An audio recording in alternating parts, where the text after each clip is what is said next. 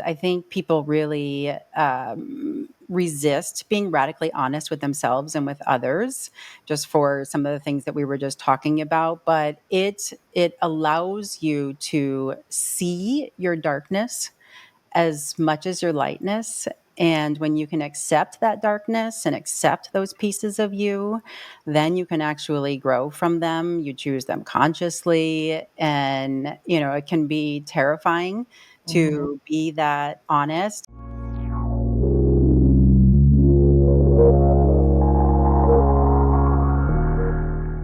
Welcome back to the Triggered AF podcast. This is the number one place to explore the triggers that shape our lives. And we do so with some raw honesty and some unfiltered conversations. Get ready to laugh, cry, and discover something new about yourself. You can keep spiraling or you can deal with your triggers. It truly is your choice. But I have a sneaky suspicion that if you are here with us today, then it just might mean that you are ready to deal with yours. So let's tap all the way in. So today we have CEO and founder of Intently and the lead coach of the Wisdom Lab, Miss Christina Howard. Welcome to the Triggered Pod. So glad to be here. You two are amazing. Thank you. We're so happy to have you to have a deeper conversation. Okay. Grab your scuba gear because we are going a little deeper, y'all. We've been on the surface with y'all for a lot of conversations, trying to stay up here, and we're bored now. So we gotta go a little bit into the deep, especially for people who have been on a healing journey for a long time. We want to make sure that we are acknowledging the people that have been riding with us for years and are at different stages that may be a little bit further along on their journey, on their healing journey, just have a different level of understanding and perception. So we are excited. So we have to initiate you. That's the first step. No hazing, initiation. Love it. There's one question that we ask all of our guests, and because we have just the best guests ever. So outside of the roles, the titles, the accomplishments, the accolades, and all the things that you do, who do you say that you are? Interesting the way you said that. Who do you say that you are? I would say that I am energy, just like we all are. Yeah, we are energy, and I can be responsible for the energy that I bring into a space, a conversation, or a situation. And that energy changes, and the energy has different weather sometimes. And I have a responsibility to be aware of what that weather is. And, at different times of life, I have realized the energy that I bring. And that can be humbling at times, but also terrifying at times too. So, yeah. So I love that. Yeah. So we've never gotten that answer. And at this point, we are at over 170 interviews. Wow. And we have never gotten someone saying their energy. So it's always really fascinating to us when folks, describe who they are instead of just what they do. It's always fascinating. And the fact that you said energy, that too determines how you show up, and knowing what energy you're walking into the room with, how that energy affects change or impacts the room too, is something that is huge. Yeah. And for way too many people, that need for validation can affect their energy, right? And then it seeps literally into almost every aspect of our lives, from our romantic relationships to friendships to motherhood, our professional life, and so much more. So you talk a lot about, helping people to break free from their need for external validation. But I want to know, because we're going to get all in your business. Okay. When did you realize that you too had to first break free? Well, it was at a pivotal moment when my son was going through some real mental health challenges. And I had asked a boss at the time for a little bit of flexibility in the work schedule. And the immediate answer was no. And I remember driving home that day thinking about that and wondering how I was going to balance this whole work-life integration. How was I going to show up for my son in the way that I needed to be able to show up for him? And I remember parking the car in the garage. I was about to go into the house over the threshold of the door. I put my hand on the doorknob, and I just had this thought just come to me that it does not pay to be the good girl. It did not pay to be the good girl. No matter what I did, no matter how good I did anything, no matter what I did for the boss, no matter what I did for the team, no matter what I Mhm. did, right? Making everybody else happy, making everybody else's life easier didn't matter. It didn't pay to be the good girl. And so that was the moment where it, kind of broke me open and broke me free.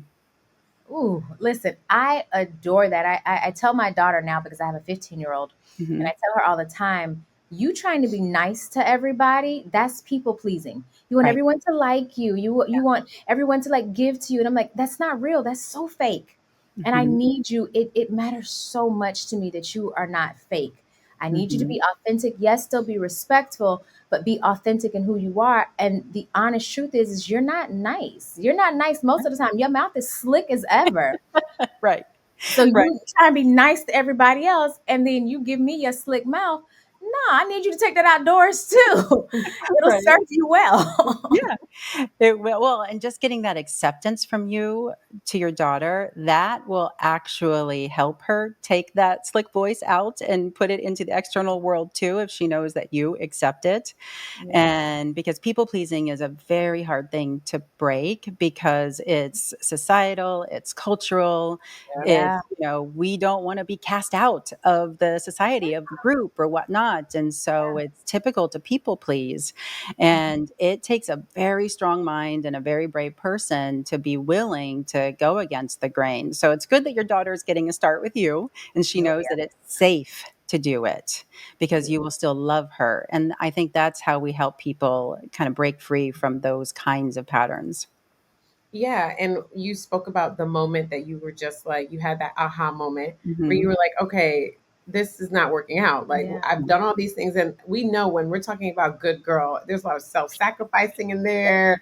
There's a Yeah. lot of shame in Yeah, there. There Mhm. it is that's a very layered statement. It sounds very Yeah. simple, but women know like good yeah, girl carries a really big weight, it's a Yeah. lot. and it forces us when you have these aha moments. It forces you to get radically honest. Like Mhm. Mhm. you have to start telling yourself the truth, the whole truth, and nothing but the truth. Mhm. Because now you have to face the parts of yourself that may not be so good, or people told you weren't so good. And you Yeah, have to figure out who you are in this role that may not be perceived as good. right. So, based on your experience, what role do you think radical honesty plays in transformation? And what's the cost of trying to avoid that, to avoid maybe the suffering that can come from it?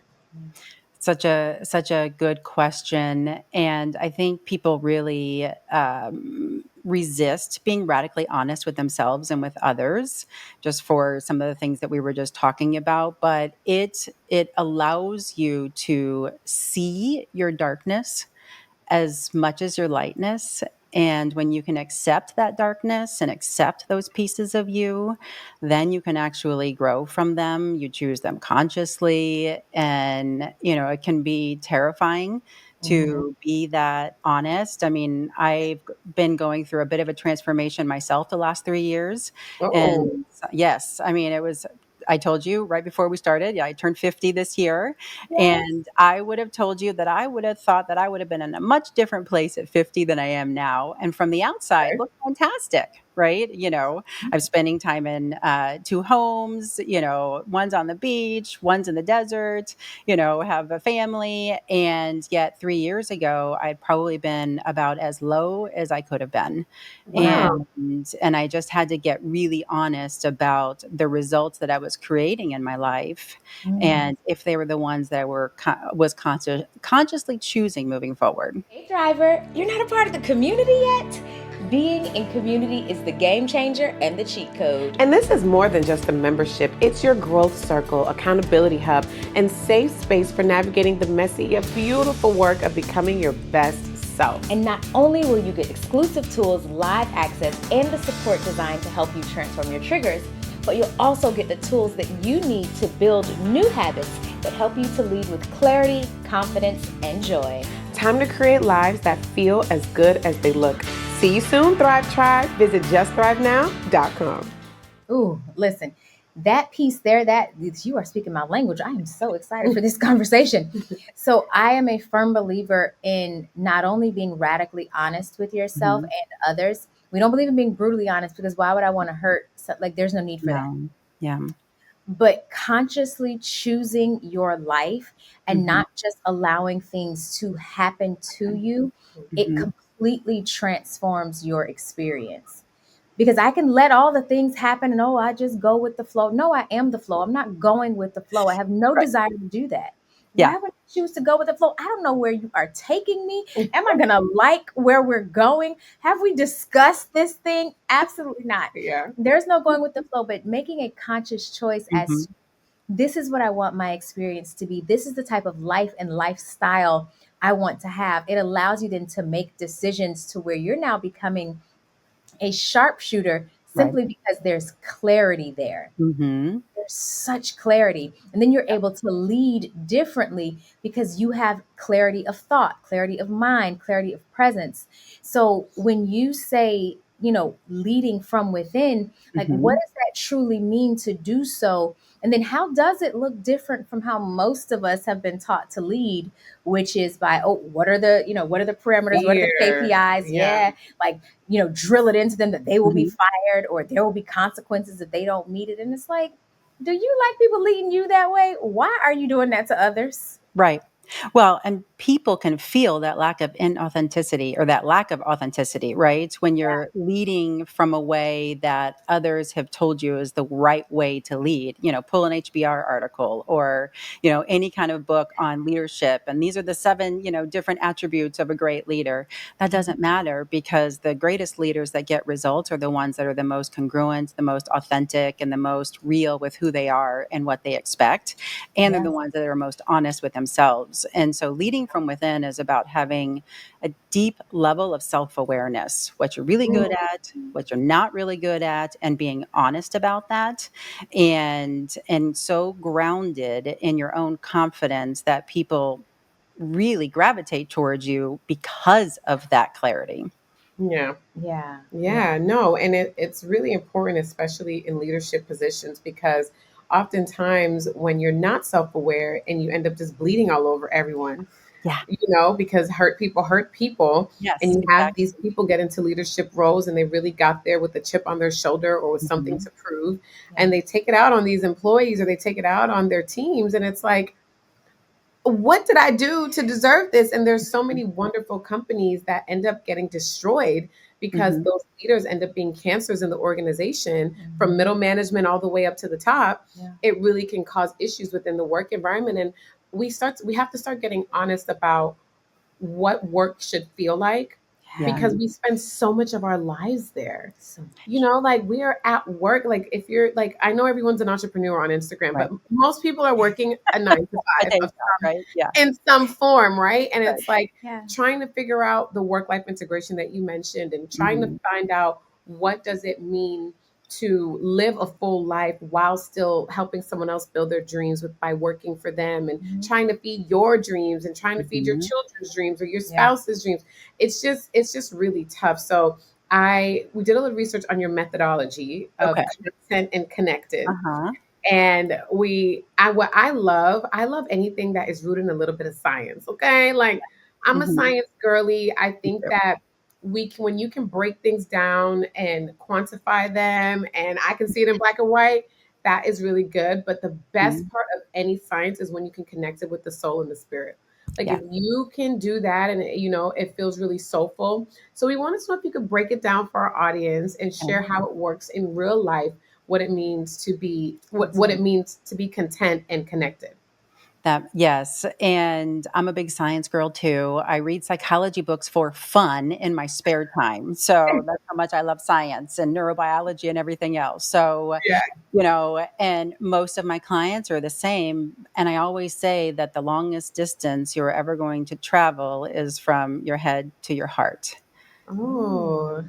yeah, Yeah. definitely. Right? Especially if you're in the workplace and all of that. And there is, like what you're talking about, there's this lack of soul sometimes in the workplace, and we forget Yes. that these are humans coming to work, and we have feelings and lives and families outside of this place. Yeah. And we come here to do something fun together and hopefully win at doing it. And so, in order to show up in that way, the Wisdom Lab, the Content and Connected methodology, is all about creating that internal security and safety first, so that when you, interact with the working other professionals and the working world, you're bringing that safe, secure self into it that is resilient, that is able to overcome adversity. And then you learn to make values-based decisions from this rooted place of understanding yourself differently. So this sense of like clarity around who you are, what creates safety for you, what might not create safety for you, being aware of that. And then, like I said earlier, the strengths that you have, but then also some of the dark things about your personality that maybe you don't want, to know, but you need to prepare for in the workplace. And so we push all that to the surface with the content and connect methodology. And I use a lot of very practical exercises. And I always explain the science and what's happening in the brain or what's happening in your habits and behavior that have created this so that you can understand what's happening in the mind, but then also connect it to the heart. Yeah, that for me is so incredibly important, especially everyone wants to ignore or push to the side the dark parts of themselves. Yeah. And for me, whatever you ignore, it literally starts to battle you on the inside, like, let me out of here.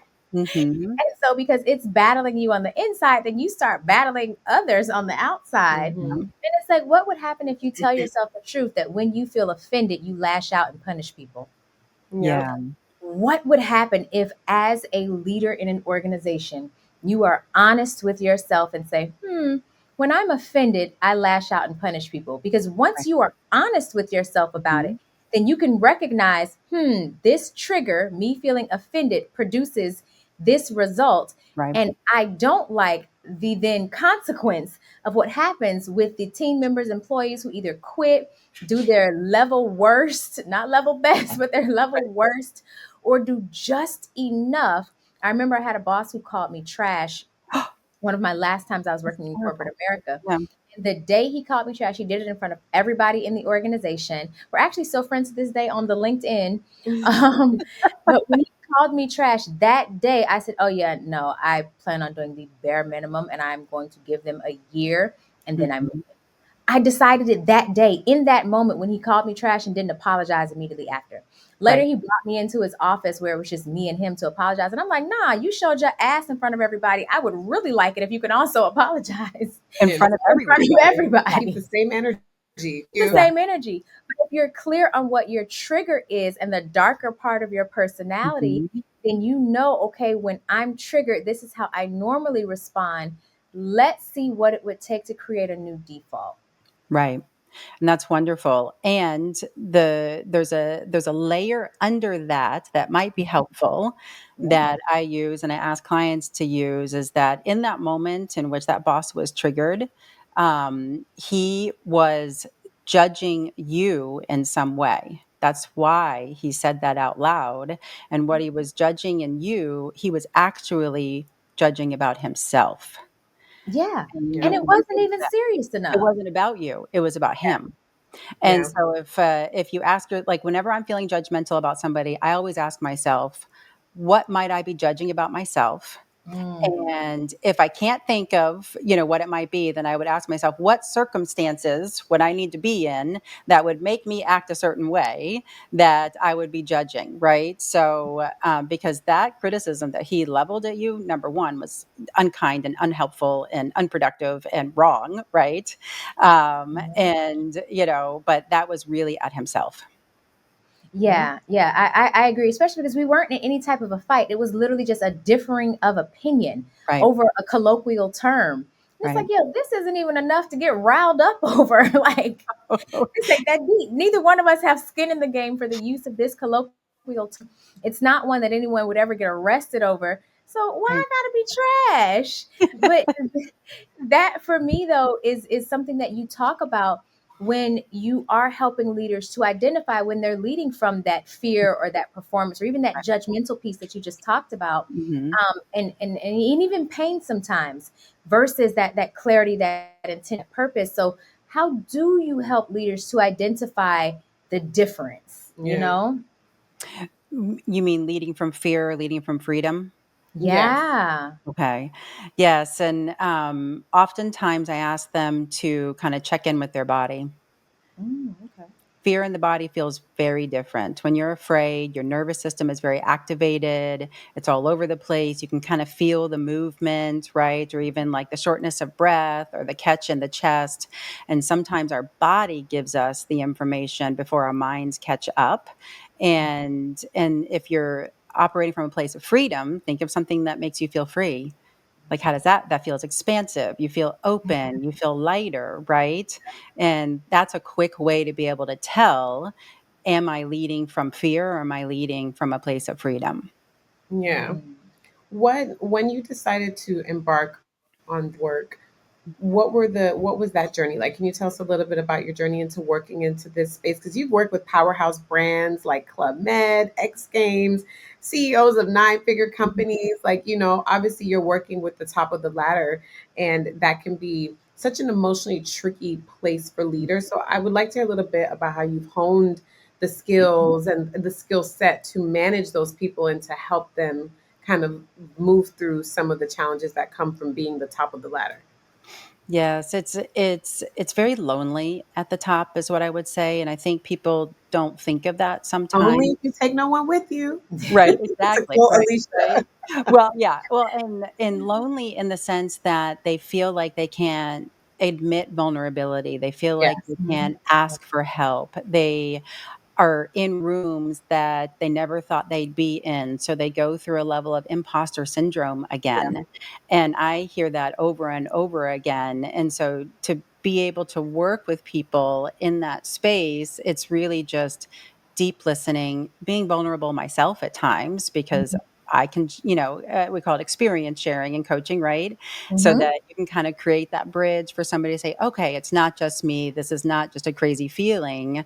And sometimes it's holding a mirror to them as well and having them look at, okay, who they said they wanted to be as a leader and what their values are and making decisions from that place as opposed to what the investors want or what the board wants or, all of that so that they can really support and drive their mission and their vision home from a values-based perspective.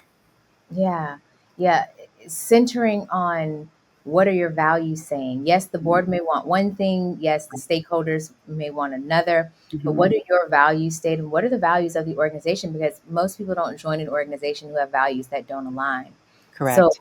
how can we ensure that no matter what the KPIs are, no matter what the goals are, no matter what Mhm. the pressure is coming down from wherever place it's coming from, how can we ensure that we are still in alignment with what our own values state and treating folks as such? Because you get much more out of people when they are not only believing in the vision, but connected to it and then believe in you as the visionary to get them to that next place. And as you've been speaking, it's very, very clear that you are heart led. Like that's super clear. But then now, how do you balance being emotionally connected to your clients while also holding them accountable? Because, yes, we got to hold your hand, but sometimes we also have to hold you accountable Yes. to the version of themselves that they say they want to become. Because that can sometimes be a disconnect. 'Cause it's like, wait, but I thought you loved me. And it's like, and also, here's this mirror. Take a look. Right, exactly. Well, and I always say that, love without accountability equals entitlement to something, Mm, a yeah, perspective or whatnot, right? yeah. And I think we can all agree that there's a lot of entitlement at the top. And so I don't want to create more of that. And so they are asking for people to tell them the truth, to hold up a mirror, to help them break patterns. And that's the most important thing in that moment. And so I make sure that I do hold that mirror. There is a chance for self-reflection. Otherwise, they stay on autopilot. And so it's the, unique thing about being a coach and having that responsibility and that amount of love for a person and holding them to their higher selves, even in an intense moment. Mm. Mm. What kind of responses do you usually get?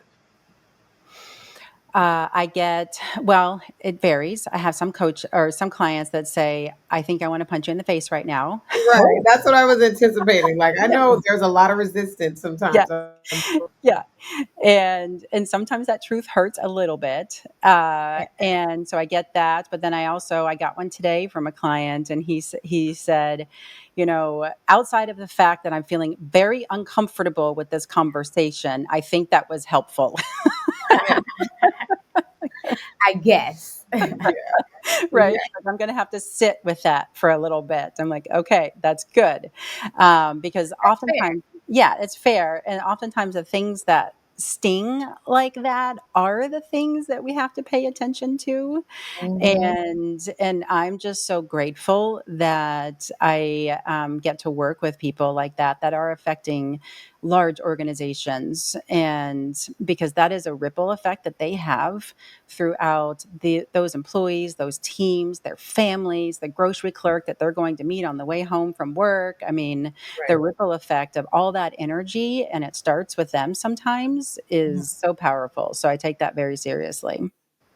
Yeah, and we always want to commend anyone that's doing work to help people be better humans Yeah. and show up in the world in a better way to make the world a better place, because it really does start like with the person in the mirror, like to quote Hmm. Michael Jackson, with the man in the mirror, like how Exactly. can I be better so that I can inspire the next person to be better. I wanted to circle back a little bit to the good girl trope, because it's just something that affects us even in our adulthood as we get Mhm. older. Like you said, that people pleasing is really hard to break. And from our experience on the podcast to our experience in our individual lives, we find that a lot of successful women still feel like they're failing, even Mm. when they're doing everything right. Like they will still feel like they're just never enough. They're Mhm. always seeking the validation. You're never good enough mother. You're never good enough wife. You're never good enough friend. What are some ways that women who maybe are, on the higher rungs of the ladder, right? Mhm. Like they're doing all the things. They're in the C suites, they're making money, they're very well educated, but they just still feel like they're not enough. What are some ways that they can try to move through that in a healthier way? That's a really good question, because we all walk around with that not enoughness in some way. And sometimes it is having an awareness and an acceptance of what our strengths actually are. And Mm, we focus so much on the negatives or the things we need to fix. And self awareness comes from really knowing what your strengths are too. And we forget about that piece of it. And so I think focusing on those strengths and asking 3 to 5 of their friends, what's one thing they admire about them, or what's one thing that they believe is their superpower, Hmm. and then look for those patterns and then see if they can internalize that and accept that and have humility around that, because that's how people see them. And it might make them feel a little bit differently about their enoughness, because there's things that you know we are we are all going to struggle with. We all have different things that we're going to struggle with, and we focus so much on that stuff as opposed to the things that we really do well. And if we put all of our time, energy, and just focusing on the things that we really do well, and only taking care of the 1 or 2 things that are really getting in our way at any given moment in our stage of development, we would be much more powerful. Yeah, and it's funny. I need to start doing it with myself. I always do it with clients where I tell them, I want you to create a did that list Yeah. in different aspects of your life. So the things that you've done really, really well in Mhm. motherhood. I know I used to, and still kind of sometimes have like a lot of I guess things that come up in terms of how I mother my child because I don't enjoy motherhood. And so there's a Mhm. lot that comes up for me because like, yo, I don't like this. Yeah, This is not fun it's for hard. me. I don't enjoy it. It's too much Mhm. responsibility it's a for lot. me. Yeah. I don't like it. So because I don't like it, I sometimes feel bad like, am I giving her the best version because I Mhm. don't like it so much? Right. What is it? So I always suggest to clients, and I just decided just now that I'm gonna start doing it for myself in the other aspects of my life, is create a did that list where you literally are listing out. I do. This is not a humble brag. This is a Kanye West level Right. brag. Right. Like, I want you to like say all the things that Mhm. you did well, the things you accomplished, and like I Yeah. said, in multiple areas of your life. Because then when you get discouraged or sad or feel like you're failing or you're not enough, you can go back to that list, whether Mhm. it's under the motherhood banner or the team member banner or the CEO banner or the friend banner. You get to read and be like, you know what? No, I am not nearly as bad as I thought I was. Like, this is pretty Mhm. darn good. I Right. have done some good stuff here. Let me go ahead and put my chest out a little bit. I'm not failing as much as I think I am, because we Mhm. forget and we tend to look at things from the like the what have you done lately type of a thing. Right. It's the So hero to zero. yes, Yeah. yes, you were just a hero 2.5 hours Right. ago. How did you already get to zero? Mhm. Exactly. We're not there. We were Mhm. just doing, we were at 10. How do we Right. get to a 2? It's only been 2 hours, sis. Come back. Come back. Right. Come sit. Exactly. Come Yeah. sit. Well, and there's one more thing because you reminded me. One thing that I do with clients too is have them come up with a 1 or 2 sentence definition of what success is in any role that they choose to play. Mhm. So, and for the longest time for my son as a parent, because I can, resonate with the parent stuff. My definition of success is to be present and wise. Hmm. That's Okay. it. That's And it. That that's releases so much pressure. right? Because the not enoughness comes from this huge high standard and measurement of ourselves, as opposed to just give me one thing. Because I've got 10 different roles. You've got podcast, you've got coach, you've got mom, you've got friend, you've got partner, whatever it is, right? You have all these different roles. How can you possibly be 1000% perfect in every single one of them at all the time? So just pick Mhm. one definition of measurement, of success in each of them. And then that's much easier to handle and to have an honest account with yourself. Yeah, I want to. You just mentioned wisdom, like that's something that equals success to you. I want you to talk to us a little bit about the Wisdom Lab, um, Mhm. and why you feel like wisdom is something that's important to nurture and to hone. Because I don't really hear the word wisdom used a lot in coaching spaces on the internet. Like, Yeah. it is the number one thing I pray for is wisdom. Mhm. It is just something that I feel like just saves you so much heartache when you just have some wisdom to make better decisions. And our life is literally the decisions that we make. Like, that's literally all your Literally. life is. But Mhm. we don't really hear a lot of talk about wisdom. So I would love to hear your views and your perspective on wisdom and the role that it plays in creating a healthier life. Yeah, that's a great question. The wisdom lab and just the use of the word wisdom, I see that as basically living within integrity with yourself. Mhm. And that can be really challenging to do when you have just the noise of the world, other people's expectations, this validation quest. And wisdom is about creating clarity around who you are, what you represent, Mhm. and capacity by opening up your capacity to really live in and be your higher self. And then congruence, the bravery to bring it all together and integrate it and act on it. And so that's where you get to that level of integrity. But it starts with really understanding yourself and being clear on who you are and who you are not. And I think that wisdom is one of, the most self-actualized, things or feelings that we could experience. And when I'm 90 and, on my deathbed, I want to be able to say that I was wise along all the cycles and all the journeys, even if I was inherently flawed, which I will be in the process. Yep. Yeah, absolutely. Like the perfectionism trap Mhm. is such a trap, Yeah. literally because you forget that, hey, perfect is something I'll never be able to be. But if I can, lead with wisdom, if I can define success on my own terms in these different areas of my life, and then hit that marker instead of the marker that others have set Right. for me, Mhm. it makes it so that my experience is so much more enjoyable. Mm-hmm. Yeah. Because the goals that you have set for me, I might not be able to reach those. But Mm-mm. if I set them for myself, then Right. okay, I got a little bit more, control or autonomy in this piece. And then Mhm. so for folks who may be listening who are feeling maybe misaligned or over validated, who maybe are just plain burnt out. Like, what Mhm. would you say is the first shift that they can make today towards a more intentional and then internally led success metric? Because they're Mhm. defining it versus, taking the barometers of others and putting that on themselves. Yes, I'd say it's one tiny act. I always say we'll take one tiny action, one step, one thing. Just Mhm. focus on the one thing. What's next? But one tiny act of integrity where they notice a feeling that comes up where they're about to do something or about to say yes, or they could ask for help, or they need to cancel that meeting, and then just do it. Stop pretending. Pick one tiny moment where they can stop pretending. Yeah. Mhm. I like that. I like that. So that's the first shift. The, Hmm. the first shift is to take that moment to stop pretending. And Right. then, so are they expressing this out loud? Is this something that they're, telling to themselves? Like, just so we can make sure they are super clear. You Hmm. stop pretending, but then now what do you do with that? Is it just to you? Because sometimes you might not be able to say it out loud. So Right. what is that Mhm. piece?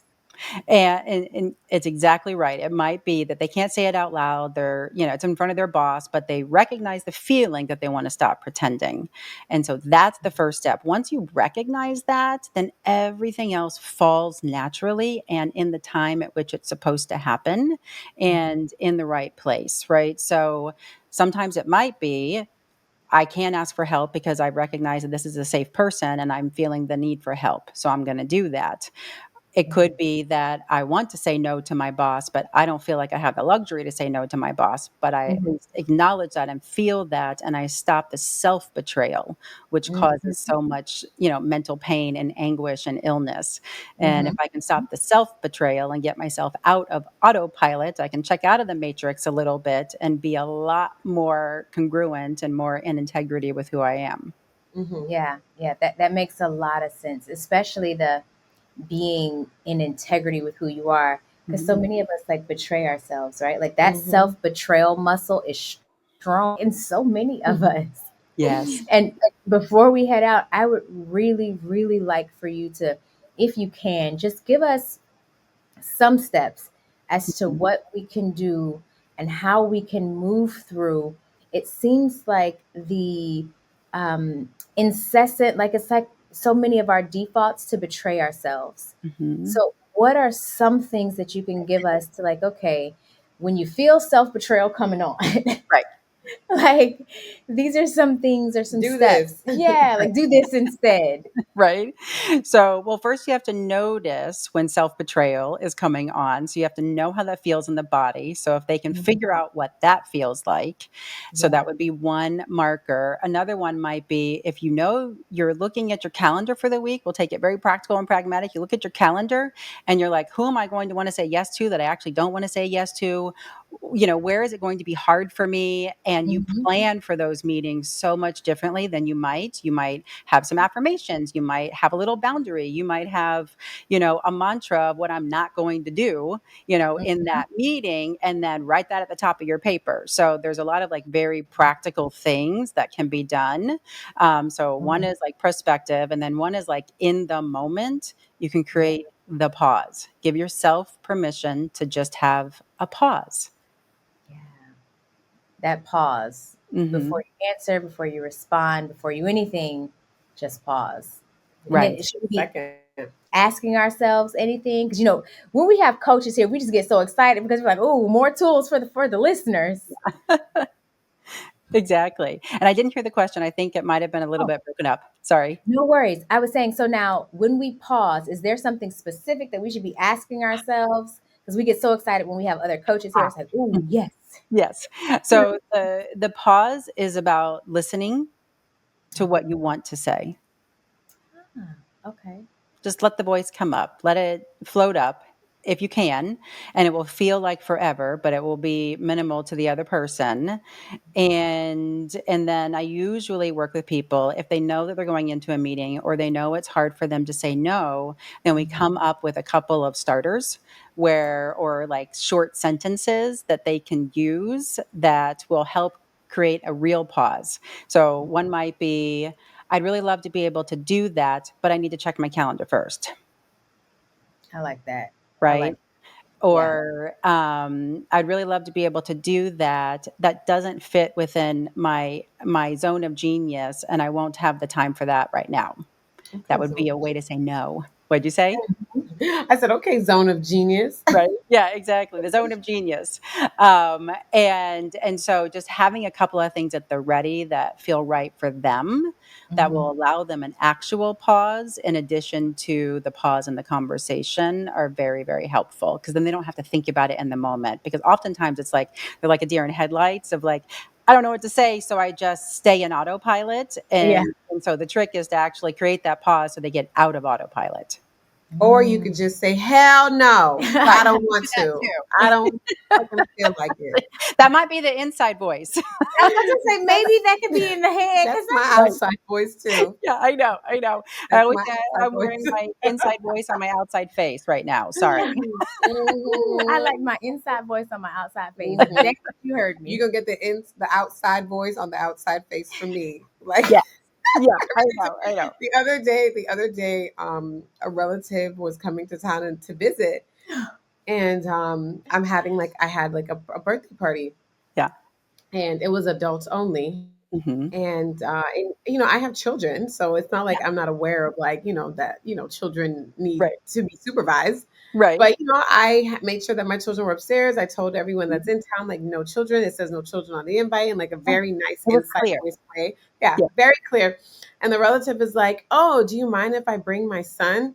And it's like I didn't do the pause. It just came out so fast. I just couldn't stop it. It was like a bullet. I was like, "Oh no, no, absolutely No, not." no. You're like, "What about the invitation did you not understand?" Right? That's what you Yeah, want like to say. I just I thought that was, but and then later on, I circle back because this is a tool. Like, sometimes if you do maybe say the thing too fast, or you Mhm. don't necessarily come off the right way, there's always redemption. Like, I texted a few hours later, like, I'm sorry if that came out too fast and Right. that made you feel like, like you couldn't, I totally understand if you have to, but I would really rather, and then, I said all the nice political stuff, politically correct things. But, Mhm. I do think sometimes we have to give ourselves some room to just, like, learn to work the muscle to just say the thing, and then you can clean it up as you go along. Exactly. Yes. That would be another approach, right? So it sounds like you were very, very comfortable with that relative too, and Yes, was able yes. to do that with them. So that was good. Yes, yes, yes, very comfortable. Yeah. And but I'm joking, but I'm also just saying, like, it's okay to honor your no. That's Mhm. something that I Mhm. am very big on. Like, I Yes. will tell people, like, my favorite word is no. Mhm. Right. I Like, love that. Love that. yeah, I will say no in a heartbeat, and I will hold that space to teach people how to do that, because I really believe in the power of no. Yes. I'm And not. we need more people like you in the universe as well. So Yeah, because a because lot of I'm not people have doing a it. hard time Get saying no. somebody else to do it. We say get Yeah. somebody else to do it, because I'm Yeah. not doing it. Um, and Love it. there's a way to say those things with a little Mhm. sugar on it. My mom says Yep. you catch more flies with honey, Fries more with bees with honey. honey. Yes, that's Yep, very yep, Southern. all of that. That's cute. Mhm. But Mhm. it's important for, especially those of us coming from people pleaser dynamics, coming from good girl dynamics. There is Mhm. just a lot of power that you take back when you are able to hold those boundaries. And if it means finding a nicer way to say it, or if you can be more direct, just finding what way works for you, I think is the Mhm. point, so that you can at least just hold that space for yourself to honor Right. how you're feeling. If you don't want to go, don't go. Exactly. If you don't want to give that, don't give that. Like, for me, I've gotten to a space where if I can't give it, and I'm not attached to the outcome, Mhm. I'm not doing it. Like, I only give when I know I don't really care what you do with it after. Like, I'm gonna give it, and I detach myself and I release myself from the outcome. I don't care if you never Done. get it back. I don't care if you thank me. I don't care about any of that. Yeah. Otherwise, I know that I'd be like, if I do this and you do that, I'm gonna feel away. So maybe it's a good idea that I Mhm. just don't help you this time, because if you give me your ass kiss problem, so I just think knowing who you are, like you were saying earlier, that Mhm. self-awareness, knowing your strengths, knowing your weaknesses, like those are just things that we're not taught enough of at an early stage. And then finding the wisdom and imparting wisdom and learning what it means to be wiser in that realm of who you've discovered yourself to be. So I love this. Thank you so much, Christina, for sharing all these gems. And we love a good tool for our listeners because that's what we're all about. We're not all about a good vent. We want to make sure that you stop listening to this podcast and you can go do the thing, right? Like, you know, immediately. Yeah. We love applicable tools. Yeah. Awesome. I love that. And then as we are closing out, I would love it if you could leave our listeners with the best piece of advice that you've either ever given or received. What would that be? You cannot change others. You can only change yourself. Facts. That part. Facts. Yes. Mic drop. Because what? You will drive yourself bonkers trying to change someone else to get them to do what you need them to do. It's like, Mhm. no, let's choose peace for Yes. ourselves. Yes, it's a hard lesson to learn, and it shows up in leadership, it shows up in life. Think about every complaint you've ever had. It's probably about the way somebody else is acting. Yes, actually. And I want them to do this, but they're doing that. And it's like, you don't get to control them, just like they don't get to control you. Right. Right. And that's why the no that you were talking about is so important because you can only change what comes out of your mouth. Mm-hmm. Absolutely. Absolutely. And so listen, on this note, I would love to let folks know how can they stay connected with you, where can they follow you? If they wanted to, I'm not sure what your program offerings and things are, but let us know all the details. Thank you, thank you. If people would like to get in touch with me, they can go with to the website, of course, intentlyco.com, and they can find me, Christina Howard, on LinkedIn as well. And the Wisdom Lab really is for high achieving leaders who are ready to lead from clarity and not just credentials. And so, if they're interested in that, they'll find all of that there as well. Thank you both. You two were just amazing. Thank you. Thank you. You can stay connected with me everywhere at Alicia Reese. Y'all know my parents got excited. It is spelled Alechia, last name Reese, Reese. You can also stay connected to Triggered at Triggered AFPC on Instagram and everywhere else at Triggered AF Podcast. You can stay connected with me at the Danny Bordeaux. Bordeaux is BOURDEAU. And you can also join our community at justthrivenow.com. You will see all the events and all the wonderful programming that we have on there as well to help you create the life that you want and the life that you desire and a life that feels as good as it looks. I want to thank you guys for listening. Please share this podcast. Share with your friends, with your leaders, with that boss that's getting on your nerves. Like, you know what? I listened to this podcast that I think would be very helpful to help me, just a better leader, And sometimes this is just the nudge or the push that someone might need to step it up a bit. So thank you guys. We'll see you next time. Bye. Bye.